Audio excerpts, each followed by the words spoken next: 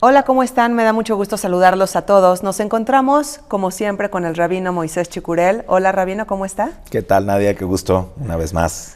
Al contrario, el gusto es mío porque hoy tenemos un tema muy interesante, que es todo lo que hay alrededor de una boda judía. Así que quédense con nosotros en Las Cosas Como Son. Hola, rabino, ¿cómo está? Pues primero que nada, gracias por su tiempo y vayámonos de lleno a la primera pregunta. Resulta que a veces lo que más puede sobresalir de una boda judía, si nos metemos en internet y vemos algunas fotografías, es un techito. Lo voy a decir así tal cual lo pregunta la gente. ¿Qué es ese techito que entiendo que en hebreo se dice jupá, pero qué es y qué significa que nunca falta en las bodas judías? Bueno, la boda, como bien lo dices, son representaciones que hablan sin hablar. Sobre todo, vamos a encontrar elementos que transmiten el significado de la boda. El significado principal de la boda es de que estos dos individuos solteros, separados, que cada quien tuvo su vida, su historia, entran a un techo que representa su casa para unirse dentro de ese techo. Vamos a ver en la boda judía varias situaciones que tienen que ver con cubrir, con tapar y con unir.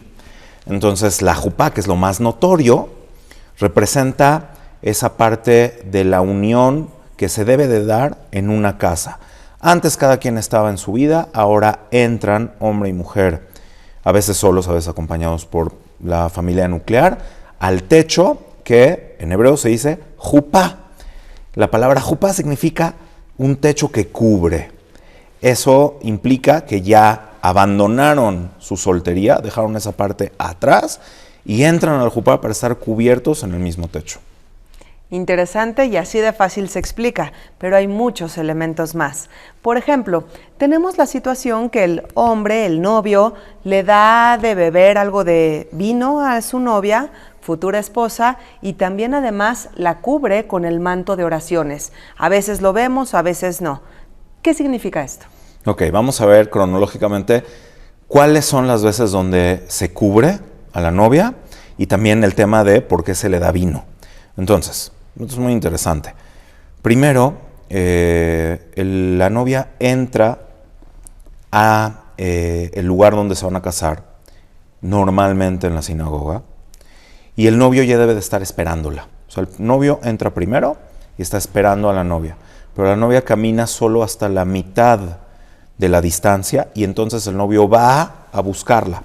Eso significa que el hombre siempre tiene que tener esta iniciativa de buscar y de ir hacia su futura esposa en este caso, o su esposa cuando ya estén casados. Hay una frase muy famosa de esto que decimos en Shabbat, siempre que recibimos a la novia, que es Shabbat, es Leja Dodi Likrat Kala. Vamos, se dice uno al otro, tú que eres querido por mí, acompáñame, vamos a buscar a la novia. En ese caso Shabbat, pero también a la novia real hay que ir a buscarla. Eso implica que el hombre tiene que tener una iniciativa de ir hacia su futura esposa, una vez que ella ya también caminó hacia él y tienen que encontrarse, hay un punto de encuentro. Cuando se da esto, entonces el hombre cubre a la novia con un velo. Esto va a sonar patriarcal, pero es así. El hombre tiene, de acuerdo a la Torá, la responsabilidad de cuidar, proteger, y lo que le está diciendo es, tranquila, tú vas a estar conmigo, estás dejando a tus papás que te acompañaron hasta acá y estás segura. Estoy tomando la responsabilidad de protegerte, de nunca vulnerarte, de tenerte y de cuidarte. Entonces, puede sonar patriarcal, pero es la obligación del hombre y eso es lo que tiene que saber. Y también por eso él se va. Lejado 10, vámonos. Quiere decir, me voy de mi soltería y de mi vida egocentrista, que solamente he pensado hasta este momento en mí. Me voy de ahí, lejá es vamos. ¿Me voy de qué? Me voy de esa situación donde estaba yo acostumbrado a vivir solo y fluctuante y sin responsabilidades, y voy al encuentro de la novia, que la mujer es el arraigo del hombre, y a través de las responsabilidades que recibe el hombre, entonces también eso le da estabilidad, por eso la cubre. Luego van caminando juntos. Primero los novios hacia la jupá, hacia el techito, y los papás atrás. A veces los papás se nos adelantan y como que por la emoción caminan así. Luego también hay varias cosas chistosas que llegan a suceder en las bodas. Pero lo correcto es de que los novios caminen por delante y se les explica. Muy pocas veces se confunden y llegan a la jupá. Cuando llegan a la jupá, entonces se vuelven a cubrir, esta vez por el techo, que es lo que decíamos antes. Y después, luego hay una serie de bendiciones. Primero 2 bendiciones y luego 7 bendiciones, que son maravillosas. Pero después de decir las primeras 2 bendiciones y colocar el anillo, me imagino que llegaremos a explicar eso, se vuelven a cubrir esta vez, de acuerdo al ritual sefaradí. También algunos judíos europeos lo hacen, pero originalmente esto es mucho más de acuerdo a la tradición sefaradí. Se vuelven a cubrir con un manto, que en este caso es el talet, que se utiliza para rezar. Siempre que los judíos rezamos nos cubrimos con un talet, que tiene también un significado cabalístico, pero el significado esencial es que la gente cuando vive sola o cuando ve por sus propios intereses, a veces una cobija no alcanza para tapar a una persona, ¿no? Te revuelcas en la cama, te da calor, te da frío, te la quitas, te la pones, no sé qué. Pero cuando estás viendo por otra persona, como lo dice el Talmud, cuando hay amor, un solo talet alcanza para cubrir a 2 personas. Entonces lo que pasa es que entonces el hombre se envuelve con su talet y después envuelve con su talet a su novia, porque hay nuevamente amor y pueden estar cubiertos por una sola pieza de tela, representando también que se van a cubrir el uno al otro. No que se van a estar jalando la cobija, sino que van a estar viendo que el otro también esté cubierto y esté tapado en lo moral, en lo emocional, ¿no? Eso sería todo lo que hay en el matrimonio de tapar y cubrir, que implica unión. Qué maravilla, sobre todo el tema de que el hombre tiene que ir a buscar a la mujer, porque esa es una tarea, Rabino, que debe de durar para siempre. Es la idea. Tenemos tristemente a veces la costumbre de que ya cuando pasan los años, un matrimonio pues cae en este concepto de que si se enojó, pues que se las arregle o ya luego pasará o luego vemos. Y no, siempre hay esta responsabilidad y el judaísmo llama a esa responsabilidad mutua de ver uno por el otro, de encargarse, de buscar y de entender que el matrimonio pues se construye todos los días.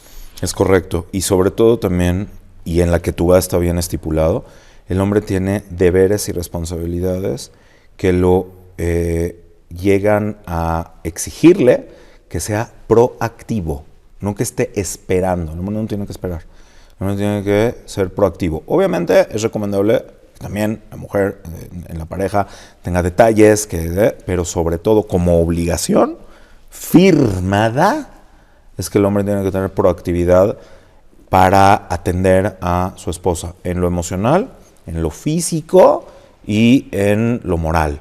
O sea, uno no puede estar esperando a ver qué se necesita y que me pidan a ver qué es lo que necesitan para entonces otorgarlos. Uno debe de tener conciencia y ser atento a los detalles. Un buen esposo se da cuenta. Un buen esposo tiene que desarrollar la capacidad de lectura no verbal y de saber y de tener esa capacidad proactiva de decir: voy a llevar un detalle, o aquí está pasando algo que necesitas. No estar en su mundo, porque eso es la soltería. No puedes estar en tu mundo. Tu mundo ya dejó de ser tú. Ahora eres una pareja y futuramente van a ser una familia. Entonces, como la Torah sabe muy bien que el hombre tiene esta proclividad a quedarse en sus propios pensamientos y en su propio mundito, y en el partido de fútbol, y en las cosas efímeras. Entonces, desde el principio, la Torah y los Jajamim, los sabios de Israel, marcan obligaciones muy claras de no estés pensando solo en ti. Más claro ni el agua, así que la tarea es mutua. Y bueno, recientemente hemos visto en los últimos años una nueva situación durante la boda, que es ese momento que yo lo consideraría que es el clímax, en el que los novios voltean hacia el Arón HaKodesh, que justo lo tenemos aquí atrás. El Arón HaKodesh que guarda la Torá y entonces se dicen unas bendiciones hermosas. ¿Qué sucede exactamente en este momento? Bueno, esto sucede cuando, como tú lo dices, se hace el matrimonio en la sinagoga. Hay que aclarar que de acuerdo a la ley judía es muy debatible si los matrimonios deberían o no hacerse dentro de la sinagoga. Por ejemplo, los judíos europeos más tradicionalistas son muy específicos en no casarse dentro de una sinagoga. Se casan haciendo la jupá bajo el cielo, ¿no? Ese es el significado, que tienes el cielo sobre de ti y te cubres con el techo, que es jupá. Pero también entre los sefaradim y en general ya hoy en día fuera de Eretz Israel, muchísimas parejas se casan dentro de las sinagogas. Esto también para tener como una relación directa con los novios y que la comunidad siempre tenga una relación directa y que haya una relación directa entre la pareja y su comunidad, ¿no? Pero una vez que se empezó a hacer esto, entonces se empezó también a aprovechar el hecho de que estamos en el Ejal, aquí, que valdría mucho la pena que nuestro querido productor nos mande después una foto de cómo se ve la sinagoga con el Ejal, la parte central, y aquí, que se le llama jupá. ¿Qué significa Ejal? Ejal es la parte central del templo, donde se guarda la Torá. Entonces, esta es la parte central del templo, de la sinagoga. Aquí está la Torá, entonces tomamos y aprovechamos la oportunidad de antes de que los novios salgan, ya que están casados, abrimos las puertas de el Ejal, donde se guarda la Torá, y se otorga la bendición a los novios. La bendición que aparece en la propia Torá, que dan normalmente los Kohanim, pero pueden ser los padres, los abuelitos, el rabino, aunque no sea Kohen, donde se le desea la bendición a los novios es que aumente Yevarejejá, bendiga, pero realmente Berajá es aumentar. Yo le digo mucho esto a los novios, porque la bendición no sale de buenos deseos o de buenas intenciones. Uno tiene que actuar y sobre la base de las buenas acciones, Hashem aumenta. Lo que tú pones, Él lo aumenta. ¿Okay? Para bien y para mejor. Yevarejá Hashem veishmereja. Y que lo que te aumente, lo que te haga crecer, lo guarde, que no lo pierdes. No lo pierdas, no es como que subas y luego bajes, sino que siempre sea ascendente.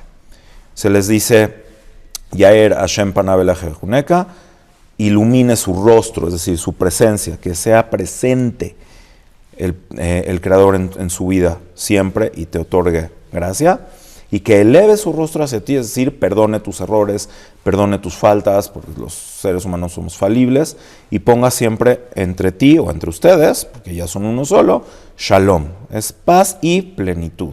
Y así es como se termina la ceremonia acá, y luego los novios salen. Pero esto es un detalle, como bien lo dices, que ha surgido últimamente, cuando las bodas ya se hacen dentro de los Bate Knesset, las sinagogas. Empezamos en México en Beta Knesset, en esta sinagoga, y después a nuestros queridos hermanos de las comunidades hermanas les gustó y lo empezaron a hacer también. Rabino, entonces mencionaba que a veces hay algunos judíos, algunas comunidades que realizan sus bodas dentro de las sinagogas, y diciéndolo formalmente, porque a veces se debate sobre eso, ¿está permitido en el judaísmo que una boda se lleve a cabo entonces en una playa, en un jardín, etcétera? Completamente permitido, no hay ninguna restricción. Siempre que se guarden las reglas de recato y el orden y la forma correcta de acuerdo a la ley judía, con el respeto a la santidad de la situación, está perfectamente permitido. Nada más que muchas veces, por ir a una playa, por una foto y etcétera, o sea, nosotros sí vamos y todo, pero tiene sus riesgos. O sea, las bodas terminan perdiendo un poco el toque espiritual por esa parte como más bohemia o el fondo con la puesta del sol. Y una vez nos tocó un huracán. Entonces hay que saber bien a dónde va a ir uno. Sí.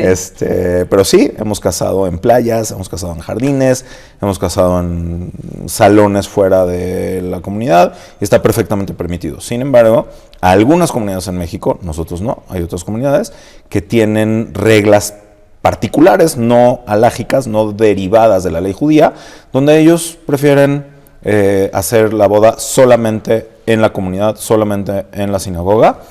Y también hay otro detalle muy importante, que si alguien decide casarse fuera de una sinagoga, tiene que buscar un rabino que sea muy experto en Ketubot, porque al escribir la Ketubá tiene varios detalles. La Ketubá es este documento que le entrega el novio a la novia, donde vienen todos sus deberes y obligaciones, y tiene que, entre otras cosas, tener los nombres bien escritos y perfectamente bien determinado el lugar donde se están casando.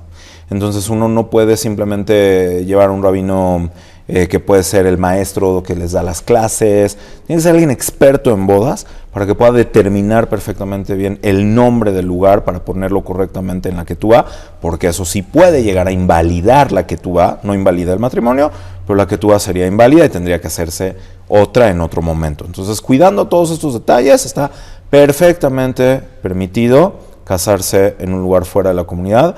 Y por último, también puede ser que sea una de las razones por las cuales a lo mejor no todos tienen esta apertura. Es muy importante que la fiesta, la comida que se va a ofrecer en la fiesta en honor a los novios, sea cuidada y que sea kasher, que esté de acuerdo a la ley judía, todos los detalles. Y bueno, con que esto esté cubierto, se puede uno casar donde quiera.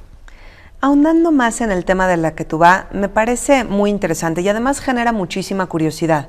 ¿Qué es este documento que los novios firman antes de casarse y que representa tanto compromiso? ¿Qué hay escrito en él? Ok, bueno, como lo decía yo antes, hay muchas cosas dentro del matrimonio judío que aparentan ser patriarcado. Sin embargo, cuando uno aprende a entender a los sabios de Israel, nos damos cuenta de el valor y el cuidado que siempre han tenido por la mujer. La Torá tiene muchas reglas que se basan y se determinan en un alto estándar de moral. Entonces, por ejemplo, la Torá puede establecer ciertas leyes que están preconcebidas para gente que se está conduciendo en el mundo con legalidad, con moralidad y con rectitud. Una de esas cosas que estableció la Torá son las formas entre marido y mujer. Después de aproximadamente, vamos a decir, unos 1300 años, aproximadamente, ¿no? Grosso modo, de que la Torá estableció la forma de cómo el tema de los dineros, el tema de cómo casarse, también de cómo divorciarse, establecido por la ley bíblica. El Sanedrín, que es la asamblea de los sabios, en la época de la Mishnah, estamos hablando más o menos hace entre 2000 y 2300 años, se dieron cuenta de que los hombres habían perdido su calidad moral en muchos sentidos y que no podían dejar a las buenas intenciones ciertas cosas y que tenían que estar escritas. Entonces fue el primer documento ex profeso hecho para defensa y protección de la mujer. Entonces, como lo dice el Talmud, los Jajamim fueron muy asiduos en cuidar el honor de las mujeres y por eso hicieron varias takanot, varias enmiendas a la ley judía. Y entre esas viene la ketubá, que declara los 3, que son realmente 4, detalles obligatorios del hombre hacia la mujer de acuerdo a la Torá, que son que va a asumir la manutención en cuanto a alimento, vestido y también un lugar donde vivir. Pero también la palabra oná que menciona la Torá no nada más es una casa o un lugar donde habitar, sino también es una obligación directa con lo físico. O sea, el hombre tiene una responsabilidad de mantener satisfecha a su esposa en el aspecto carnal, personal, íntimo. Eso es una obligación de la Torá. A la mujer no se le obliga a nada. A nada. O sea, al hombre sí se le puede obligar. Oye, esto es una obligación tuya. A la mujer no se le obliga a absolutamente nada. Si un día no hay voluntad o no, es gravísimo forzar a una mujer que no tiene voluntad o deseo a tener una relación. Es grave. El hombre no. El hombre pueden decirle, oye, ¿sabes qué? Bueno, esto es tu responsabilidad, es una cosa que a ti te toca, esfuérzate. A las mujeres no. Y después vienen las obligaciones rabínicas. Para que ninguna mujer fuera a quedar desprotegida o vulnerable, se estableció que haya una suma de dinero base para que todas las mujeres, si llegan a enviudar o si llegan a ser divorciadas por alguna razón, entonces ellas puedan tener una protección. ¿Sí? Obviamente hay efectos legales que pueden hacer que pierdan eso, si es que, bueno, infidelidades o cosas que no son atribuibles al hombre. Pero cuando simplemente no hubo match, no se cayeron tan bien, no se llevaron tan bien y deciden divorciarse, entonces el hombre no puede decir, bueno, ya vaya, adiós, haz tu vida. No, tiene que ver por ella porque se casaron. Y también hay cantidades que esas son cosas que se determinan o se determinaban en lo personal. Por ejemplo, la familia de la novia introducía a la casa ciertas cosas. Quedaban establecidas en la ketubá por si se llegaba a disolver el matrimonio, que supieran. Esto es de la familia de la novia, si se separan, va para allá, de regreso. ¿Okay? Más aparte, y la costumbre buena y bonita y adecuada es de que el hombre aumente por encima del valor de todo lo que la mujer ingresó a la casa, el doble. ¿Okay? O más. Y eso ya es una cosa personal. Hoy en día que tenemos leyes civiles en México que también ven por el bienestar y por la legalidad de que una separación sea justa, en Israel las ketubot sí se cobran tal cual como están escritas. Aquí se ponen símbolos que son numerológicos. Por ejemplo, nosotros ponemos que la mujer ingresó al matrimonio 800 onzas de plata o el valor de 800 onzas de plata y el hombre aumentó 1000 onzas de plata, de tal manera que el total son 1800 onzas de plata. High, 18, es una cifra que tiene este valor numerológico, que haya vida y que sea para bien. Plata y no oro, porque la plata representa bondad, representa gesed, cariño, ¿no? Aunque en otros lugares ponían oro, o divisas de diferentes épocas. Eso es el tema económico. Y después vienen las cláusulas especiales, generales y particulares. Las cláusulas generales son la prohibición en contra de la poligamia, que la Torah en algún momento no la prohibió, pero los sabios de Israel en diferentes épocas la prohibieron. Los sefaradim lo asumimos como un juramento severo contra la Torah, es decir, si uno llega a ser infiel o polígamo, transgrede una prohibición grave en contra, un juramento que es terrible, transgredir eso en contra de la Torah. Se establece que el hombre no puede pedirle a su esposa que le perdone ni parcial ni totalmente la ketubá, nunca, y que están de acuerdo que para disolver el matrimonio, si no, que nunca se llegue a esa necesidad, se tiene que ir a un bet din. Hay algunas ketubot que tienen una cláusula de que si no hay hijos después de 10 años, entonces el hombre puede disolver el matrimonio cubriendo el valor de la ketubá para pues buscar cada quien por otro lado y a ver si pueden llegar a tener hijos, pero no en todos lados, no en todas las ketubot se encuentra eso. También la ketubá típica de Jerusalén que muchos de los sefaradim utilizan, nosotros no ponemos esto, pero hay muchos de los sefaradim que ponen que la herencia se llevará a cabo de acuerdo a las leyes, tradiciones y costumbres de la ciudad de Jerusalén, cómo se dividen las herencias cuando hay hijos, y básicamente es lo que está ahí,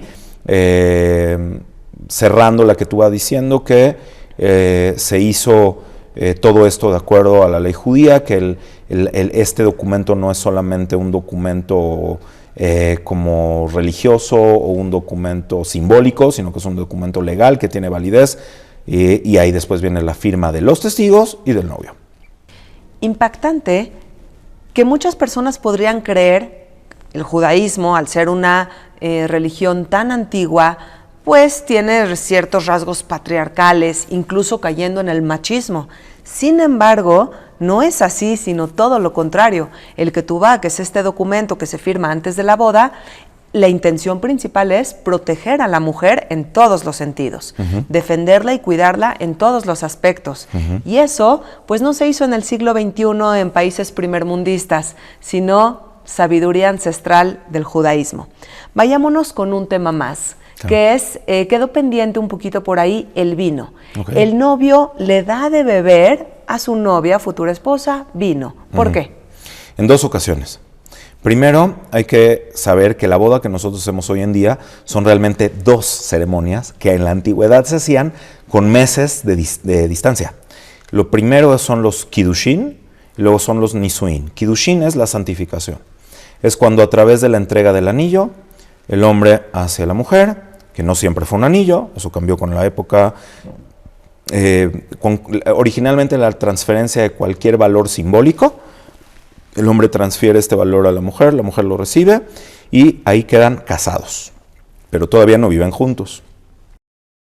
En la antigüedad se le daba a la novia hasta 12 meses para prepararse para la boda, a los novios, también al hombre y a la mujer, pero ella estaba casada. Entonces vivía cada quien con sus papás, se decían en ese momento 2 bendiciones, la verajá por el vino y la verajá por la santificación de la vida íntima, de la vida marital, de que asumimos un compromiso y no es nada más que 2 personas deciden vivir juntos, sino van a construir algo juntos. Son 2 bendiciones. Y ahí se rompía una copa. Esto en la antigüedad. Después de pasados 3, 6, 12 meses, se hacían nisuin, que es la jupá. Entraban al techito, ¿sí? Y en presencia de una congregación, se hacían los nisuin. Son 7 bendiciones, se hace la ketubá ahí, se entrega la ketubá, 7 bendiciones que hablan de la creación del mundo, de la creación de Adán como individuo y luego como pareja, y de la construcción de la ciudad de Jerusalén, que es también la unión del pueblo de Israel con el Creador como una pareja. La mejor forma en la que nos podemos relacionar con el Creador no es como ni el rey, ni el jefe, ni el patrón. A lo que debemos aspirar realmente es a una relación de unión, de amor, representada también en la boda. Y entonces, al final, la ruptura de la copa, hoy se hace al final de las 2 ceremonias, y por eso se toma el vino 2 veces. Ahora bien, ya que llegamos a esto, es la primera vez, el hombre toma un poquito de vino. ¿Por qué se toma vino? Esto es buenísimo.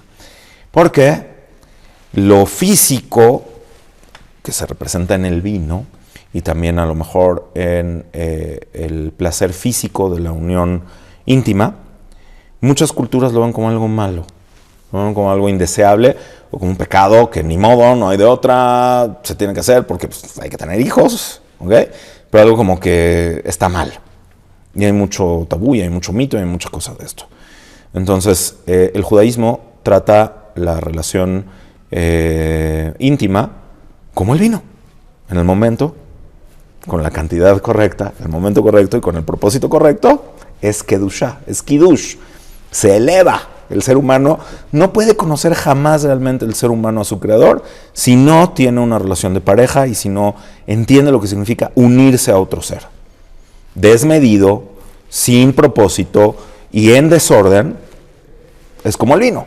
Embriaga, emborracha y termina causando mucho daño y mucho mal.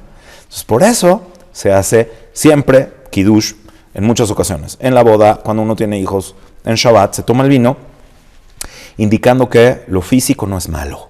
Solamente hay que saberlo usar y tener la medida, el propósito y el tiempo y el lugar correctos. Entonces, la primera vez, el hombre toma un poco de vino y como todavía no se entrega el anillo, le damos a la novia, ya sea a través de su mamá o de alguien que esté presente, mamá, papá, o a veces incluso el rabino, si no hay con quién, le das un poquito de vino a la novia. Y la segunda vez, cuando ya se entregó el anillo y se están haciendo las Shevarajot, la segunda copa, el novio toma un poco y le da a su esposa, porque ya están casados.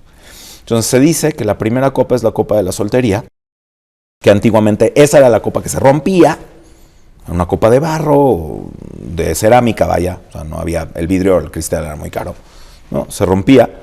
Y después, en la segunda copa es la copa del matrimonio, porque la primera copa representa la soltería, eso es que yo para mí, yo tomo para mí, ¿no? Lo hemos dicho en otras ocasiones quizás.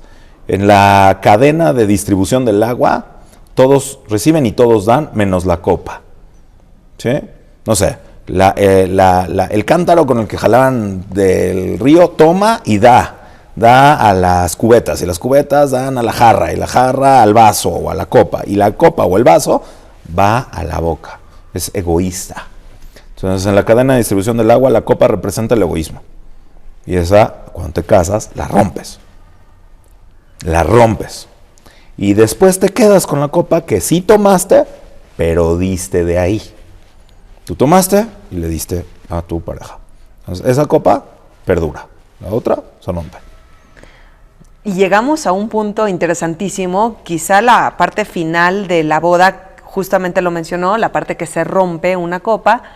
A ver, entonces, ¿qué otros símbolos hay en este momento tan importante en donde el novio rompe la copa, se escucha y todo el mundo dice Mazal Tov, que significa buena suerte?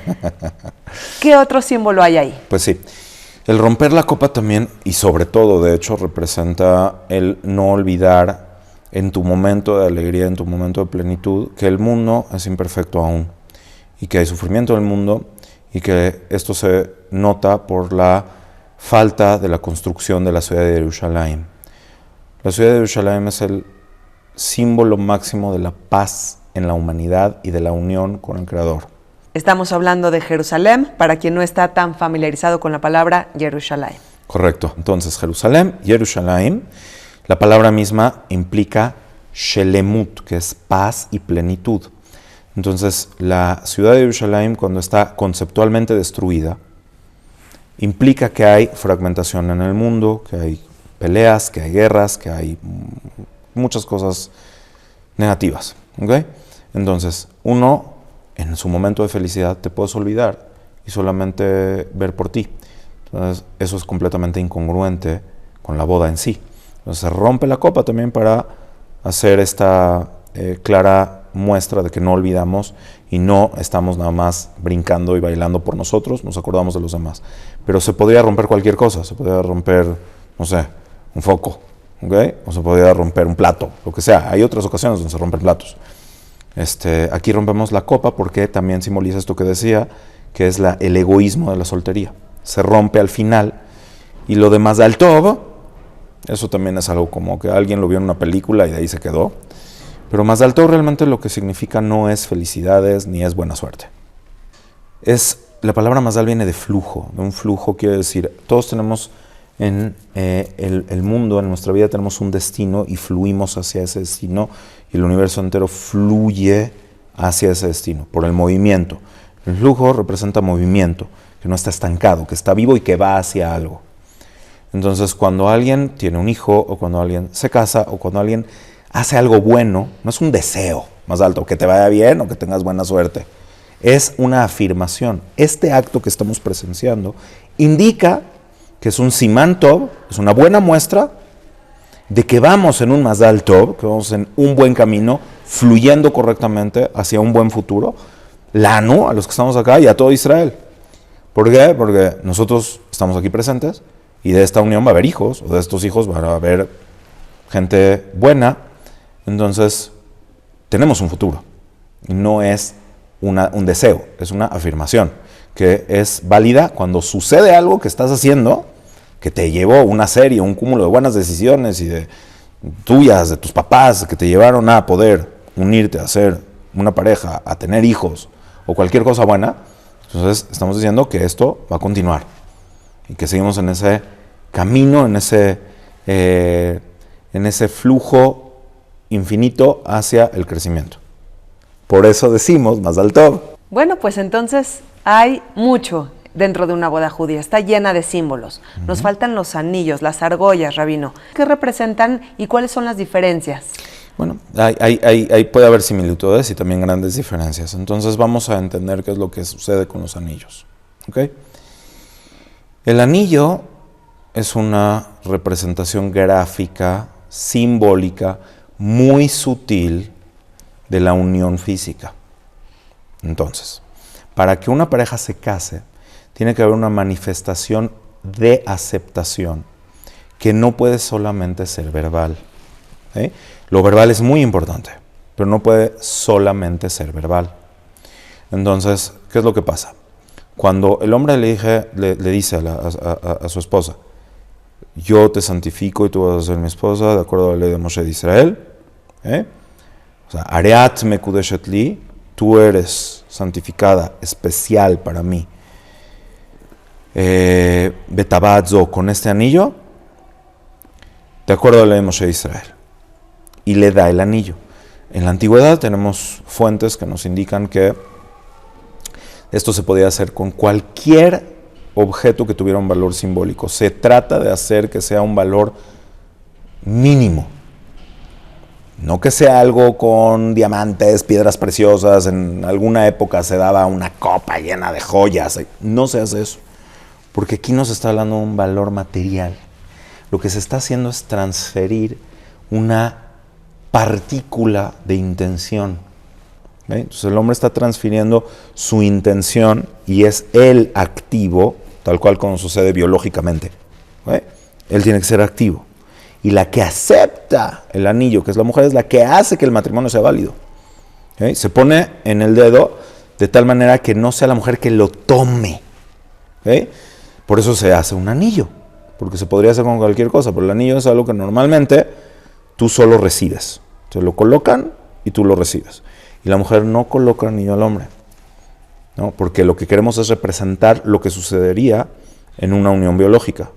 Que de nuevo, el hombre tiene que ser activo, tiene que proponer, tiene que buscar, tiene que incluso ser imaginativo y creativo para que su pareja, su esposa, obviamente, lo reciba y lo acepte. Y entonces la mujer acepta el anillo, quiere decir, sí, voy a... de todo lo que yo podía hacer hasta este momento, que podía elegir a cualquier persona, que podía decidir cualquier cosa, a partir de ahora decido apartar mi ser para ti. No lo acepta. Y eso hace que queden casados. Esto tiene que ser ante 2 testigos válidos, no entre toda la congregación, 2 testigos válidos que cumplan con las leyes de la halajá. Y entonces estos 2 testigos en cualquier momento pueden decir, oye, ¿estos 2 se casaron? Sí. ¿Ustedes estuvieron presentes? Sí. ¿Viste que aceptó el anillo? Sí. Y esto hace que queden casados no con una palabra, sino con una acción que representa lo que realmente sucede en el universo real, físico, biológico de una unión de pareja. No, pues entonces tenemos una suma de símbolos que sin duda vale la pena conocer, porque a veces uno acude a una boda judía, se hace preguntas y luego la boda termina y se queda con esas dudas. Así que qué maravilla que hoy Rabino respondió todo esto para nosotros. Así que gracias, Rabino, por todo su tiempo. Con muchísimo gusto. También hay muchas anécdotas que contar sobre bodas. Entonces, ojalá que quienes tenemos la inmensa suerte de estar casados y de tener una vida en pareja y en familia, logremos nunca olvidar que tenemos que estar enfocados en dar y no en tomar. De esa forma, realmente cumplimos con nuestra misión como seres humanos en este mundo, que venimos a expandir nuestro ser y no a absorber. Maravilloso. Dar siempre lo mejor de nosotros para construir una familia, que finalmente la familia es lo que mueve a este mundo. Gracias, Rabino, gracias por su tiempo y seguimos viéndonos siempre aquí en Las Cosas Como Son. Suscríbanse para que vean más material como este. Nos vemos la próxima.